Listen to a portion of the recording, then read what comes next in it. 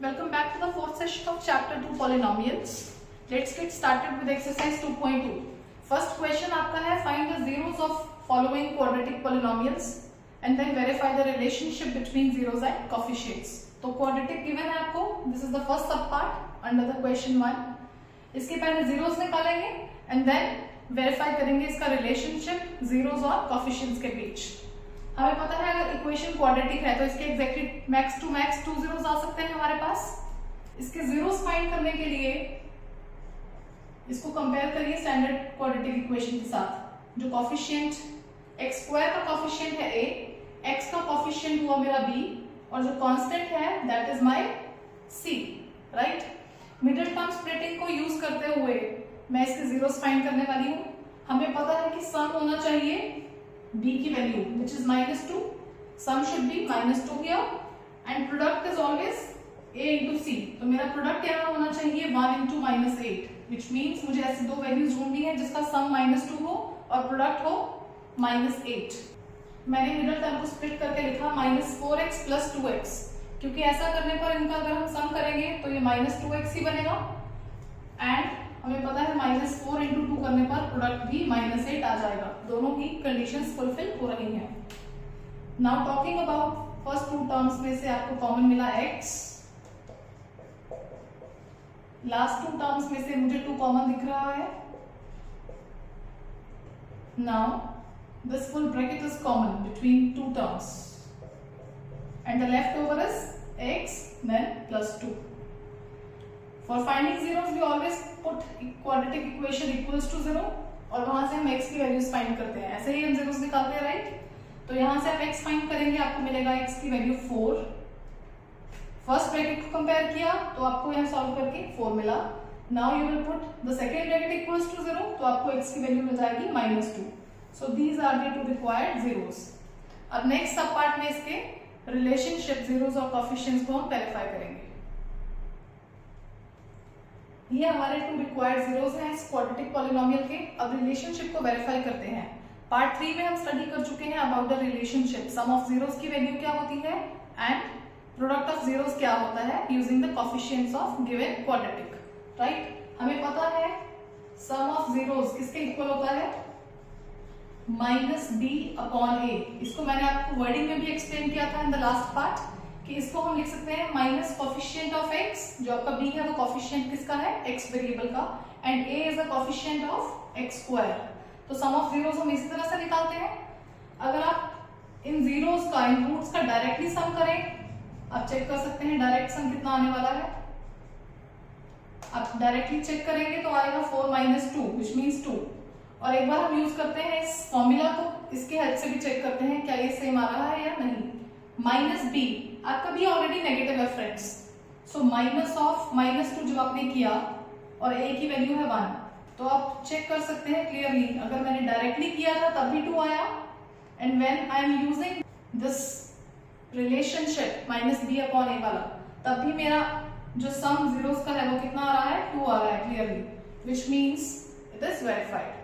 Now let's talk about product of zeros. Product of zeros का formula था हमारे पास c/a. c means constant given in the quadratic और a आपको already बता चुकी हूँ x स्क्वायर का जो कोएफिशिएंट होता है दैट इज आवर a. तो अगर मैं प्रोडक्ट डायरेक्ट फाइंड करूँ इन zeros का 4 into -2 क्या बन जाएगा. अगर आप डायरेक्टली प्रोडक्ट चेक करें 4 into -2 करके -8 मुझे मिला. अब इस फॉर्मूला की हेल्प से चेक कर लेते हैं c/a की वैल्यू कितनी आनी चाहिए. c आपका है -8, a इज 1. तो क्लियरली ऑब्जर्व करें यहाँ भी ये दोनों आंसर्स क्या है हमारे पास सेम आ रहे हैं, चाहे आपने डायरेक्टली किया या फिर using this relationship of coefficients. I hope question 1 first part is clear to everyone. I will be taking 2-3 sub parts only of the same type. Alright. The next question is next quadratic is 4u square plus 8u. Zeros find करने के लिए we always put the equation equals to 0. अब इसमें से common मुझे मिला 4u. I have taken it outside common and the left over is u plus 2 inside the bracket. After simplifying आप देख सकते हैं आपको u के 2 रूट्स मिले, 2 zeros मिले. One value is 0 and another 0 is -2. So these are the 2 required zeros of this quadratic polynomial. And now let's verify the relationship. We know sum of zeros क्या होता है, minus b upon a. Friend this is your a here, this is b. और आप observe करें ये constant given नहीं है, which means हम कांस्टेंट को जीरो एज्यूम कर सकते हैं अपनी साइड से. तो मैंने यहाँ प्लस जीरो लिख दिया. Why I am doing so, because plus zero करने पर अगर हम जीरो ऐड करें, zero is null value, it is not going to affect your actual equation. That is why I have simply written plus zero along with it, right? So C is zero here. Let's put in the values here. B के place पे मैंने insert किया 8 and my A is 4. तो clearly cancellation करने के बाद आपको मिला -2. आपका सम ऑफ जीरोस कितना आ चुका है, -2.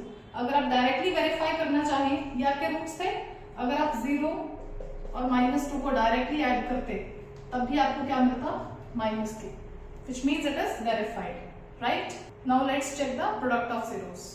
Product of zeros is C upon A. C हमने कांस्टेंट ऑलरेडी जीरो एज्यूम किया है. 0 अपॉन A की वैल्यू आपके पास है 4.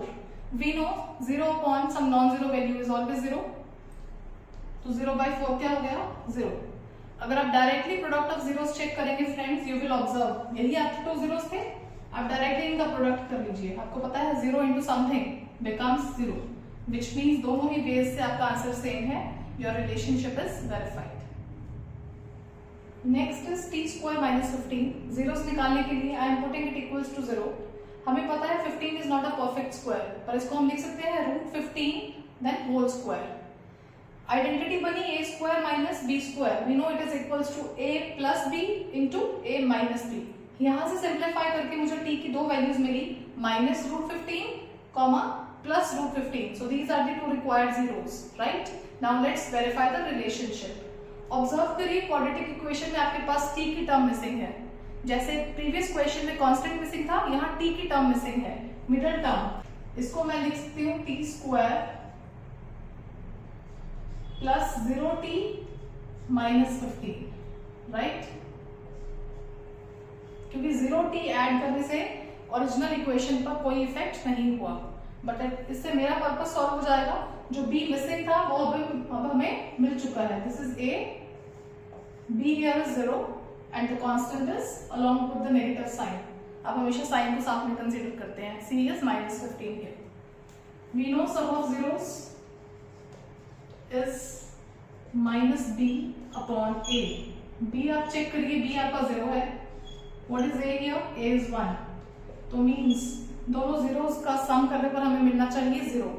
अगर आप डायरेक्टली चेक करना चाहते हैं, जीरोस हमारे लिए -√15 +√15. This I am doing directly, direct method, just to verify it.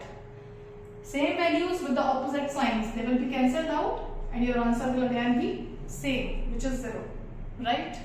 Now will check for product of zeros. We know product of zeros is c upon a. c की वैल्यू -15 है, a is 1. Simplify करके product आया -15. If you want to check using direct method, ये zeros थे मेरे -√15 and +√15. जब दोनों को मैंने मल्टीप्लाई किया, minus remains as it is, ये हो गया -√15 का होल स्क्वायर. हमें पता है रूट और स्क्वायर दोनों इनवर्स ऑपरेशंस हैं, दे will be cancelled out.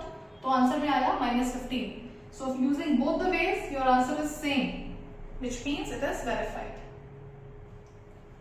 Question 2 is to find the quadratic polynomial if the sum and product of zeros respectively is given now. Now what is happening? आपको पता है quadratic के दो ही zeros आते हैं. आपने एज्यूम किया दो जीरोस हैं अल्फा एंड बीटा, दोनों का आपको सम गिवन है और दोनों का प्रोडक्ट गिवन है. उसको यूज करते हुए आपको क्वाड्रेटिक पॉलिनोमियल फाइंड करनी है खुद से, राइट? तो मैंने लिखा here sum of zeros. Zeros को मैंने क्या कंसीडर किया, notation I am using alpha and beta for zeros. So I have written alpha plus beta is 1/4 given to us.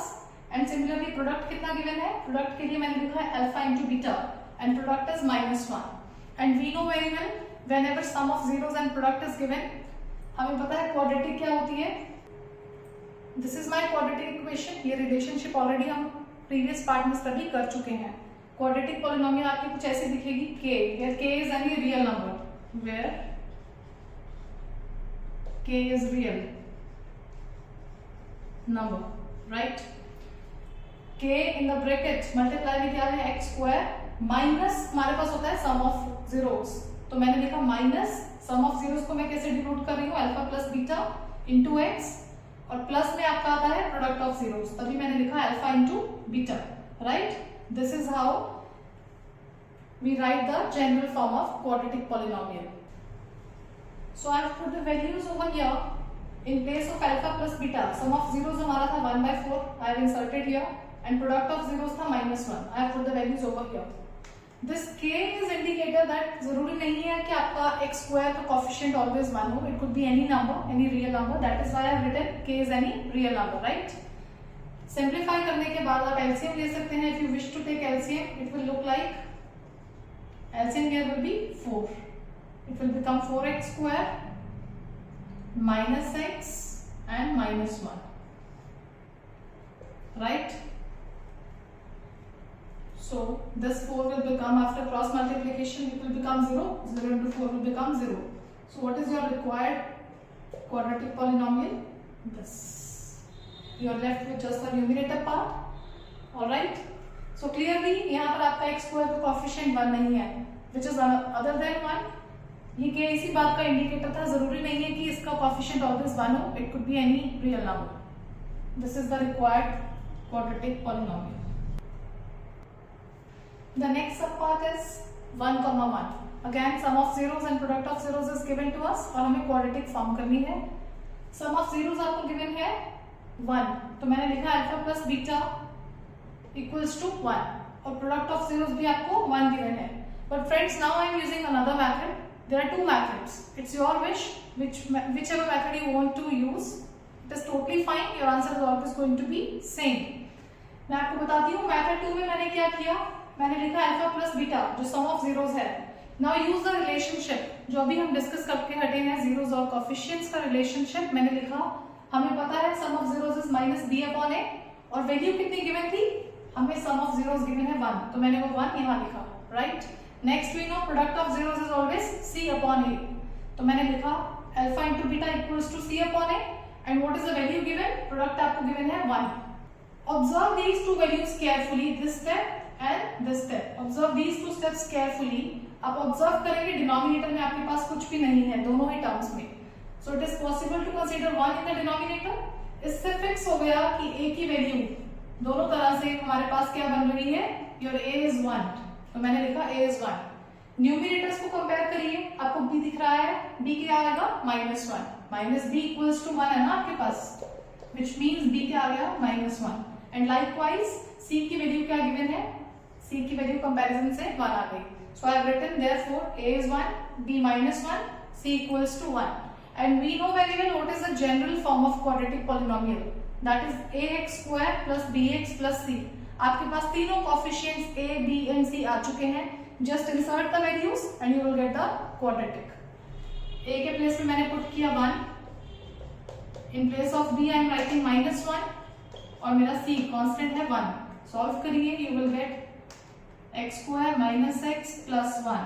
This is your required quadratic polynomial. So I hope both the methods are clear to everyone. It's your wish, आप कौन सा method use करना चाहते हैं, that is totally fine. One important thing, ये relationship हमने सिर्फ quadratic polynomial के लिए स्टडी किया. That is clearly mentioned in your book, that relationship for cubic polynomial alpha beta gamma. Gamma is a third notation that is going to be used for third zero of the cubic polynomial, but that is not the part of your current syllabus. तो आपको सिर्फ relationship quadratic polynomial तक ही study करना है. Cubic का आप understanding के लिए कर सकते हैं, but that is not in the syllabus as per the CBSE. I'll meet you in the next part. Stay tuned, support my channel, like it, share it. If you're new to my channel, don't forget to subscribe. Thank you.